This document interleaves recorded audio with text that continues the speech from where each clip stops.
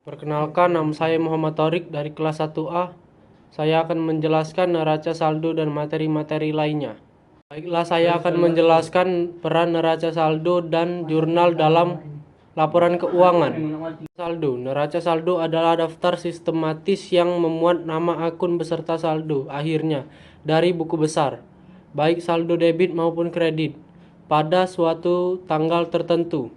Memeriksa ketepatan pencatatan transaksi, yaitu memastikan total saldo debit kredit menjadi dasar penyusunan jurnal penyesuaian dan laporan keuangan, seperti laporan laba rugi, perubahan modal, dan neraca. Penyesuaian. Fungsi 1. Menyesuaikan saldo akun agar sesuai dengan kondisi sebenarnya, yaitu memperbarui data keuangan yang belum tercatat atau masih keliru sebelum laporan keuangan disusun periode. Fungsi 2. Mencatat transaksi yang terjadi tetapi belum dimasukkan ke dalam pembukaan, seperti beban yang masih harus dibayar atau pendapatan yang belum diterima.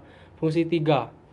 Menentukan jumlah pendapatan dan beban yang sesungguhnya terjadi dalam satu periode akuntansi, sehingga hasil laba atau rugi dapat dihitung secara tepat. Fungsi 4. Menyediakan data yang akurat dan lengkap sebagai dasar penyusunan laporan keuangan, agar informasi yang disajikan dapat dipercaya dan digunakan untuk pengambilan keputusan.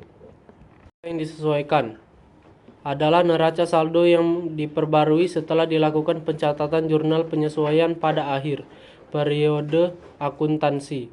Neraca ini menampilkan saldo akun yang sudah menunjukkan keadaan sebenarnya setelah semua penyesuaian, seperti beban yang masih harus dibayar, pendapatan yang belum diterima, serta penyusutan aset tetap dicatat dengan benar. Tujuan dari neraca yang disesuaikan adalah untuk menyediakan data keuangan yang lebih akurat sebagai dasar dalam penyusunan laporan keuangan, seperti laporan laba rugi, laporan perubahan modal, dan neraca akhir. Dengan demikian, neraca yang disesuaikan memastikan bahwa seluruh informasi keuangan mencerminkan kondisi keuangan perusahaan yang sesungguhnya. Ini adalah laporan keuangan yang menyajikan ringkasan pendapatan dan beban perusahaan selama satu periode akuntansi, dengan tujuan untuk mengetahui apakah perusahaan memperoleh laba, keuntungan, atau mengalami rugi-kerugian. Laporan ini menunjukkan seberapa efektif perusahaan dalam menjalankan kegiatan operasionalnya. Jika total pendapatan lebih besar dari total beban, maka perusahaan dinyatakan laba.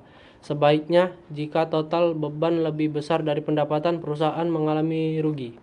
Perubahan modal adalah laporan keuangan yang menunjukkan perubahan jumlah modal pemilik perusahaan selama satu periode akuntansi.